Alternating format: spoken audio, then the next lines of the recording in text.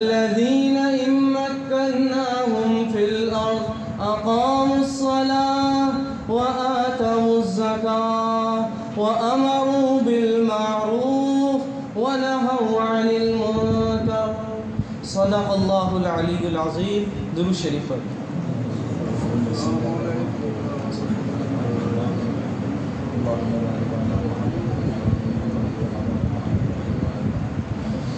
سامعین محترم، سب سے پہلے تو انسان کو اللہ کی ذات کا شکریہ ادا کرنا چاہیے کہ اللہ تعالیٰ نے ہمیں زندگی بھی اور طرز زندگی بھی، یعنی زندگی اور زندگی گزارنے کا جو طریقہ ہے، یہ دونوں چیزیں اللہ تعالیٰ نے ہمیں عطا فرمائی.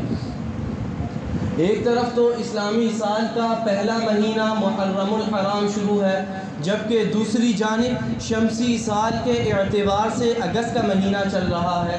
اسلامی سال کا پہلا مہینہ محرم کا مہینہ، جہاں تعظیم بھی ہے، تکریم بھی ہے، اور نہ جانے بہت سی قربانیوں کی داستانیں بھی ہیں. ایسی داستانیں ہیں کہ جن کے حوالے سے پچھلے جمعوں میں نے کچھ گزارشات آپ حضرات کے سامنے بیان کی تھی. تو دوسری جانب اگست کا مہینہ ہے، جہاں دو قومی نظریے کی خاطر، اسی کلمے کی خاطر، دین کی خاطر، اعلاء کلمت اللہ کی خاطر، اللہ کے دین کی سربلندی کی خاطر بہت سے لوگوں نے، بہت سے گھرانوں نے قربانیوں کی داستانیں رقم کی ہیں. بہت سے گھرانوں نے قربانیوں کی داستانیں رقم کی ہیں. تو وقت کا تقاضا بھی ایسا ہے کہ ان واقعات کو میں آپ حضرات کے سامنے بیان نہیں کروں گا، لیکن صرف ایک چھوٹا سا واقعہ آپ حضرات کے سامنے بیان کرنا چاہتا ہوں، جو کہ جامعہ اشرفیہ لاہور مسجد حسن میں ایک نمازی کا واقعہ تھا کہ ایک شخص مسجد حسن میں آ کے نماز پڑھا کرتے تھے، لیکن کسی سے بھی کوئی گفتگو نہیں کیا کرتے تھے. بالکل خاموشی سے آتے، نماز پڑھتے، خاموشی کے ساتھ واپس چلا جایا کرتے تھے. لیکن ان کے ساتھ مجسم شفقت و محبت مولانا عبد الرحمن اشرفی نور اللہ مرقدہ کا تعلق تھا. حضرت ان کے ساتھ پیار کے ساتھ، محبت کے ساتھ پیش آیا کرتے تھے. تو یہ جو شخص کسی کے ساتھ گفتگو نہیں کیا کرتے تھے، تو مسجد میں بیٹھے بیٹھے اچانک ایک زوردار چیخ مارا کرتے تھے. اچانک ایک زوردار چیخ مارا کرتے تھے کہ جس کی وجہ سے نمازی پریشان ہو جایا کرتے تھے.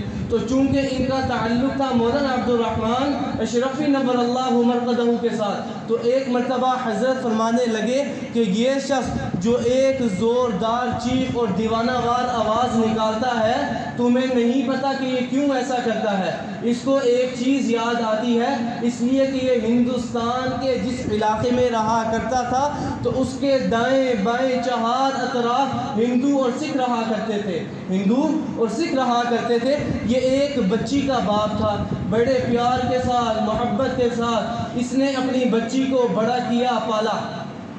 تو جب آزادی کی تحریک چلی، تو وہ جو ہندو اور سکھ جو اس کے ارد گرد، علاقے کے ارد گرد رہا کرتے تھے، تو وہ جو آگ تھی، جب وہ آگ نے اس کے علاقے کو اپنی لپیٹ میں لیا، تو وہ ہندو اور سکھ جب اس کے گھر تک جا پہنچے، تو اس نے اپنی بیٹی کو، نہ جانے اس کو کتنی محبت کے ساتھ پالا پوسا بڑا کیا، اس سے کہا کہ اے میری بیٹی، آج تاریخ اپنے آپ کو دہرا رہی ہے، آج تاریخ اپنے آپ کو دہرا رہی ہے. دو چیزوں میں سے ایک چیز کا انتخاب کرو، یا تو اپنی جان بچاؤ یا اپنی عزت و آبرو بچاؤ، یا تو اپنی جان بچاؤ یا اپنی عزت و آبرو بچاؤ. تو حضرت فرماتے ہیں کہ نہ جانے اس باپ نے کتنے پیار کے ساتھ، محبت کے ساتھ اور کن ارمانوں کے ساتھ اپنی بیٹی کو بڑا کیا. تو اسی باپ نے اپنے ہاتھ میں تلوار لی، تلوار لینے کے بعد اپنی اسی بچی کا سر تن سے جدا کر دیا. اس بچی کی عزت و آبرو تو بچ گئی، اس باپ نے اس کا سر تن سے تو جدا کر دیا، اور اس بچی نے اپنی جان آفری کے سپرد بخوشی کر دی. لیکن اس باپ کی، اس مظلوم اور بے کس باپ کی اس چیخ میں، اس فریاد میں، اس آہ میں میرے لیے، آپ کے لیے اور پاکستان کے اندر بسنے والے ایک ایک بندے سے سوال تھا کیا جس مقصد کے لیے ہم نے قربانیاں دی اس مقصد میں کامیاب بھی ہوئے؟ ہم نے آوازہ بلند کیا تھا کہ پاکستان کا مطلب کیا؟ لا الہ الا اللہ۔ کیا ہم نے لا الہ الا اللہ کے تقاضوں پر غور و فکر بھی کیا؟ اس کے مطابق کچھ ہم نے کیا بھی؟ یا ابھی تک ہم یہ بھی فیصلہ نہیں کر سکے کہ پاکستان کی آزادی میں کس کا کردار تھا اور کس کا کردار نہیں؟ اب یہ دیکھیں نا کتنی بڑی بڑی قربانیاں دی گئی اور کس مقصد کے لیے پاکستان کو حاصل کیا گیا۔ تو اللہ تعالیٰ سے دعا ہے کہ جس مقصد کے لیے، جس غرض کے لیے یہ بڑی بڑی قربانیاں دی گئی اور اللہ نے ہمیں یہ سرزمین عطا کی، اللہ ہمیں وہ غرض بھی عطا فرما دے، اللہ ہمیں وہ غرض بھی عطا فرمائے۔ تو اب یہ دیکھیں نا کہ اعلان ہوا تھا کہ پاکستان کا مطلب کیا؟ لا الہ الا اللہ۔ اور عجیب بات یہ ہے کہ اعلان پاکستان ہوا رمضان المبارک کے مہینے میں 27ویں کو، رمضان المبارک کے مہینے میں 27ویں کو، اور وقت بھی رات 12 بجے کے بعد کا، جو کہ اصل وقت ہے لیلۃ القدر کا، جو کہ اصل وقت ہے لیلۃ القدر کا۔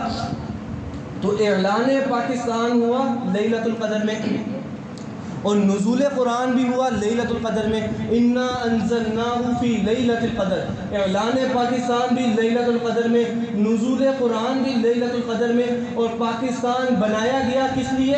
کہ لا الہ الا اللہ کے قانون کو نافذ کیا جائے۔ تو اللہ تعالیٰ نے یہ جو سرزمین ہمیں عطا فرمائی، اب یہ دیکھیں نا کہ یہ عجیب قسم کا اتفاق ہے کہ بنا بھی لا الہ الا اللہ کے نفاذ کے لیے اور وجود میں بھی آیا لیلۃ القدر میں۔ اور یہ دیکھیں نا کہ پاکستان کے اندر بھی ہجرت ہوئی، اور مکہ مکرمہ سے صحابہ نے جب مدینہ کی طرف ہجرت کی تو وہاں پہ بھی ہجرت ہوئی۔ اور یہ جو اتفاق ہے یہ عجیب قسم کا اتفاق ہے کہ اب یہ دیکھیں نا کہ ہم ہر نماز کے شروع میں یہ نعرہ لگاتے ہیں، اقرار کرتے ہیں کہ اللہ اکبر، اللہ کی ذات سب سے بڑی ہے۔ تو اب مجھے یہ بتائیں کہ بڑوں کی بات مانی جاتی ہے یا چھوٹوں کی بات مانی جاتی ہے؟ ظاہر سی بات ہے بڑوں کی بات مانی جاتی ہے۔ تو جب ہم ہر نماز کے شروع میں یہ آواز بلند کرتے ہیں کہ اے اللہ آپ کی ذات سب سے بڑی، تو اللہ تعالیٰ بھی یہی چاہتے ہیں کہ میرے بندے میری دھرتی پر رہ کر میری نعمتوں سے فائدہ اٹھا کر میری نافرمانی کریں، ایسا ممکن ہی نہیں، میری نافرمانی کریں ایسا ممکن ہی نہیں۔ تو پھر اللہ تعالیٰ سے پوچھتے ہیں کہ اے اللہ آپ کے بندے کون سے بندے ہیں؟ تو قرآن مجید کے اندر سورۃ الحج کی 41ویں آیت جو کہ خطبے کے اندر میں نے تلاوت کی، اس کے اندر اللہ تعالیٰ فرماتے ہیں کہ میرے بندے کہ جنہیں میں سرزمین عطا کرتا ہوں تو اس کے اندر وہ جشن اور خوشی کس انداز سے مناتے ہیں۔ ہمارے ہاں کیا ہوتا ہے کہ ٹی وی کے اندر بھی نہ جانے اب ایسی ایسی واقعات شروع ہوئی، جشن مناتے ہیں تو غیروں کے طریقے سے منا رہے، گانے بھی بجا رہے، لڑکیوں کو بھی نچوا رہے۔ اللہ تعالیٰ معاف فرمائے، اللہ تعالیٰ ہمیں دین کی صحیح سمجھ عطا فرمائے۔ یہ جو ایمان والے ہیں ان کے جشن منانے کا انداز کیا ہے؟ قرآن مجید کے اندر اللہ نے فرمایا کہ الذین ان مکناہم فی الارض، میرے بندے وہ ہیں کہ جب میں انہیں کسی زمین پر حکمرانی عطا کرتا ہوں تو اقاموا الصلاۃ، سب سے پہلے وہ نماز کے نظام کو نافذ کرتے ہیں، وآتوا الزکاۃ، پھر زکوٰۃ کے نظام کو رائج کرتے ہیں، وامروا بالمعروف، نیکیوں کے پھیلانے کے نظام کو رائج کرتے ہیں، ونہوا عن المنکر، برائیوں کے مٹانے کے نظام کو رائج کرتے ہیں۔ اللہ تعالیٰ یہ جو مبلغین ہیں، تبلیغی حضرات ہیں، انہیں بھی جزائے خیر عطا فرمائے کہ یہ جو امر بالمعروف اور نہی عن المنکر کا کام کر رہے ہیں، یہ بھی در حقیقت اللہ تعالیٰ نے وہ جو قرآن مجید میں ذکر کیا نا کہ جشن منانے کا جو انداز، تو اسی انداز کے اندر یہ چیز بھی کہ امر بالمعروف اور نہی عن المنکر، کہ نیکیوں کو پھیلانے کا نظام، برائیوں کو مٹانے کا نظام، تو یہ جو تبلیغی حضرات بھی کر رہے ہیں اللہ تعالیٰ انہیں بھی جزائے خیر عطا فرمائے۔ تو اب یہ دیکھیں نا کہ صحابہ کرام رضوان اللہ علیہم اجمعین کی زندگیوں پر غور کریں، ان کی زندگیاں ہمارے سامنے موجود ہیں، ان کی زندگی کا ایک ایک پہلو، ایک ایک لمحہ ہمارے سامنے موجود ہے۔ اب یہ دیکھیں کہ صحابہ کرام رضوان اللہ علیہم اجمعین کہ مٹھی پر چند صحابہ کی جماعت وہ روم پر بھی غالب آ گئے، یمن پر بھی غالب آ گئے، فارس پر بھی غالب آ گئے۔ آدمی حیران ہوتا ہے کہ اے اللہ یہ مٹھی پر صحابہ کی جماعت کہ جن کے پاس وقت کا جدید اسلحہ تک نہیں، وقت کی سہولیات بھی نہیں، لیکن یہ جدھر جاتے ہیں فتح ہی فتح، جدھر جاتے ہیں فتح ہی فتح، غلبہ ہی غلبہ. تو آدمی حیران ہوتا ہے کہ یا اللہ یہ کیسے لوگ ہیں. علامہ اقبال مرحوم رحمۃ اللہ تعالی علیہ فرماتے ہیں قوت ایمان مستحکم ہو اگر بے نقاب، قوت ایمان مستحکم ہو اگر بے نقاب، تیرے دروازے پر جھک جائیں جبین آفتاب. تو صحابہ اکرام رضوان اللہ علیہم اجمعین کے اندر اس قدر ایمان کی مضبوطی تھی کہ اللہ تعالیٰ نے ان کے ایمان کو معیار بنا کر قرآن مجید میں بیان کیا کہ فَإِنْ آمَنُوا بِمِثْلِ مَا آمَنْتُمْ بِهِ فَقَدْ اهْتَدَوْا. اگر جس طرح صحابہ ایمان لے کر آئے، اگر تم اس طرح ایمان لے کر آؤ گے تو یقیناً تم کامیاب ہوگے. یعنی اتنی ایمان کی سختی اور ایمان کی قوت ان کے اندر موجود تھی کہ جس کو علامہ اقبال مرحوم رحمۃ اللہ تعالی علیہ کا فرمانے کہ تیرے دروازے پر جھک جائے جبین آفتاب. اگر ایمان کی قوت انسان کے اندر موجود ہوگی تو وقت کے بڑے بڑے جو اپنے آپ کو خدائیگی کے دعوے پر اپنے آپ کو خدا سمجھے بیٹھے ہوئے تھے، اللہ نے ان کو بھی صحابہ کے سامنے جھکا دیا. اللہ نے ان کو بھی صحابہ کے سامنے، اس وقت کی ایران، یہ جو روم ہے، فارس ہے، اس وقت کی سپر طاقتیں تھیں، اس وقت کی سپر پاور تھی کہ جن کو صحابہ کے مقابلے میں آئی تو اللہ تعالیٰ نے صحابہ کو غلبہ دیا، اللہ تعالیٰ نے صحابہ کو غلبہ دیا. تو قرآن مجید میں اللہ تعالیٰ نے یہ غلبہ دینے کی یہ جو وعدے ہیں اللہ تعالیٰ نے ہمارے ساتھ بھی کیے ہوئے. قرآن مجید میں اللہ نے فرمایا کہ میں ان لوگوں کی مدد کرتا ہوں جو میرے دین کی مدد کرتے ہیں. تو اللہ تعالیٰ سے بھلا پوچھا گیا کہ اللہ آپ کے دین کی مدد کون کرتے ہیں؟ تو قرآن مجید کے اندر اللہ تعالیٰ نے یہی فرمایا جو نماز کے نظام کو رائج کرتے ہیں، زکوٰۃ کو ادا کرتے ہیں، امر بالمعروف کرتے ہیں، نہی عن المنکر کرتے ہیں، جو یہ کام، جو یہ 4 کام کرنے والے ہیں، اللہ تعالیٰ نے فرمایا کہ ان کے کرنے والوں کے ساتھ میری مدد آئے گی. تو اے اللہ جب آپ کی مدد آئے گی تو پھر کیا ہوگا؟ قرآن مجید میں اللہ تعالیٰ نے اس کا جواب بھی دیا کہ إِن يَنصُرْكُمُ اللَّهُ فَلَا غَالِبَ لَكُمْ. اگر اللہ تعالیٰ تمہاری مدد کرنا چاہے تو تمہارے مقابلے میں کوئی بھی آ جائے، تمہارے مقابلے میں بڑی سے بڑی طاقت بھی آ جائے، فلا غالب لکم، تو اللہ تعالیٰ نے فرمایا کہ تم پر کوئی بھی غالب نہیں آ سکتا.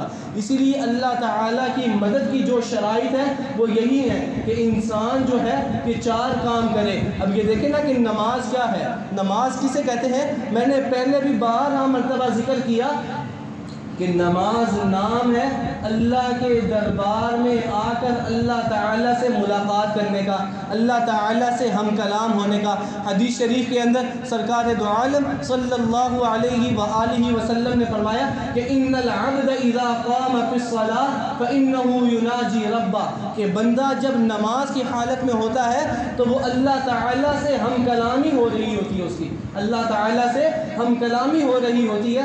تو یہ ہم کلامی کس انداز سے ہوتی ہے اس کو بھی سرکار دو عالم صلی اللہ علیہ وآلہ وسلم نے احادیث کے اندر بیان کیا کہ بندہ کہتا ہے الحمدللہ رب العالمین، تمام تعریفیں اس اللہ کے لیے جو دونوں جہانوں کا پالنے والا ہے. تو پھر جب ہم کلامی ہوتی ہے تو یہاں سے بات ہوتی ہے، وہاں سے جواب آتا ہے، تو اللہ کی طرف سے بھی جواب آتا ہے کہ حمیدنی عبدی، میرے بندے نے میری تعریف کی، میرے بندے نے میری تعریف کی. پھر آگے بندہ کہتا ہے الرحمن الرحیم، اے اللہ آپ رحمان بھی ہیں، آپ رحیم بھی ہیں. تو پھر اللہ تعالیٰ کی طرف سے جواب آتا ہے اثنا علی عبدی، میرے بندے نے میری ثنا بیان کی، میرے بندے نے میری ثنا بیان کی. پھر آگے بندہ کہتا ہے ایاک نعبد و ایاک نستعین، اے اللہ ہم آپ ہی کی عبادت کرتے ہیں اور آپ ہی سے مدد مانگتے ہیں. تو اللہ تعالیٰ فرماتے ہیں مجدنی عبدی، میرے بندے نے میری بزرگی بیان کی، میری بڑائی بیان کی.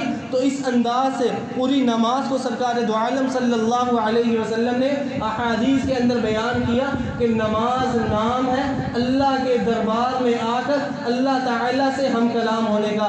اب یہ دیکھیں نا کہ اللہ تعالیٰ بندے کو بلاتے ہیں کہ آؤ میرے دربار میں آؤ، مجھ سے ملاقات کرنے کے لیے آؤ، میں تمہارے انتظار میں ہوں۔ اب مؤذن جو اللہ کی طرف سے نائب بن کر لوگوں کو اللہ کی طرف بلاتا ہے کہ حی علی الصلاۃ، آ جاؤ نماز کی طرف، یعنی اللہ سے ملاقات کرنے کے لیے آ جاؤ۔ اب مؤذن اللہ کی طرف سے نائب بن کر لوگوں کو نماز کی طرف بلا رہا ہے، لوگوں کے کانوں کے اندر آواز آ رہی ہے کہ بلاوا آ رہا ہے، آواز آنے کے باوجود بھی جو بندہ مسجد میں نہ آئے تو کیا مطلب ہے کہ اللہ تعالیٰ تو بندے سے ملاقات کرنے کا شوق رکھ رہے ہیں، لیکن بندہ زبان سے نہیں زبان حال سے یوں کہہ رہا ہوتا ہے کہ اے اللہ آپ تو مجھ سے ملاقات کرنے کا شوق رکھ رہے، لیکن نعوذ باللہ ثم نعوذ باللہ میں آپ سے ملاقات کرنے کا شوق نہیں رکھ رہا، اسی لیے میں آپ کے دربار میں نہیں آ رہا۔ تو ذرا تصور تو کریں کہ یہ گناہ اور یہ جرم کس قدر بڑا جرم ہوگا جو انسان کی سوچ میں بھی نہیں آ سکتا۔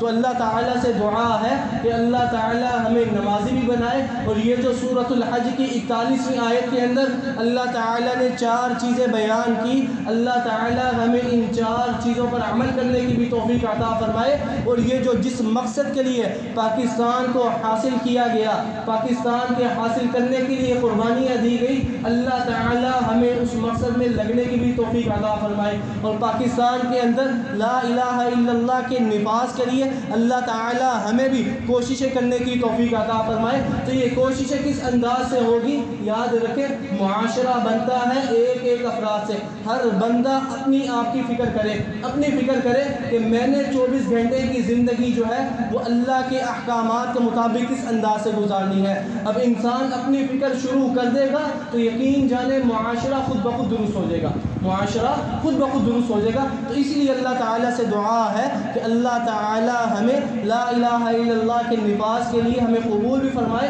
اور اس کے لیے جس انداز سے بھی ہم کر سکیں اللہ تعالیٰ ہمیں اس میں لگنے کی بھی توفیق عطا فرمائے۔ اقول قولی ھذا واستغفر اللہ لی ولکم ولسائر المسلمین فاستغفروہ انہ هو الغفور الرحیم۔